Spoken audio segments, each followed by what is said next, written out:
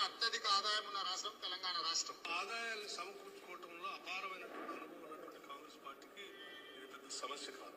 దోపిడీ గురి కాకుండా జాగ్రత్త ఫిల్టరేట్ చేసి ఆదాయాన్ని పెంచుకొని ఆ వనరులతో ఈ సంక్షేమ కార్యక్రమాలు చేయడానికి మంచి అవకాశం. అక్కడి సూర్యుడు ఇక్కడ మొలిసిన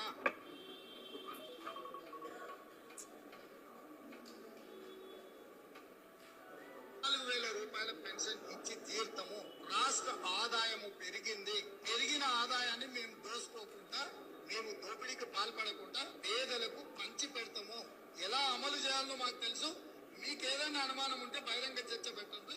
అన్నిటికీ ఆర్థిక లెక్కలతో పాటు సంపూర్ణంగా మేము ప్రజలకు వివరించి చెప్పాం. రాష్ట్రం ఆర్థికంగా బాగా లేదు, అప్పు గుర్తలేదు, అనా పైసా ఎవరు ఇస్తలేడు. ఎవరినైనా కలవడానికి పోతే బ్యాంకర్లు దొంగలను చూసినట్టు చూస్తారు. తెలంగాణ రాష్ట్ర ప్రతినిధులను ఎవరు ఢిల్లీకి పోతే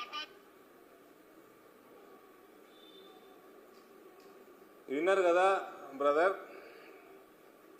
బ్యాక్వర్డ్ క్లాసెస్ని రేవంత్ చాతగాని దద్దమ్మ పాలన కప్పిపుచ్చుకోవడానికి బ్యాక్వర్డ్ క్లాసెస్ తోటి వాళ్ళ సెల్ఫ్ రెస్పెక్ట్ తోటి ఆడుకున్నాడు ఇన్ని రోజులు. రెడ్డి, నేను ఎన్నడూ కులం గురించి మాట్లాడా. రెడ్డి అన్నది కులం కాదు, నేను గుణం అన్నా.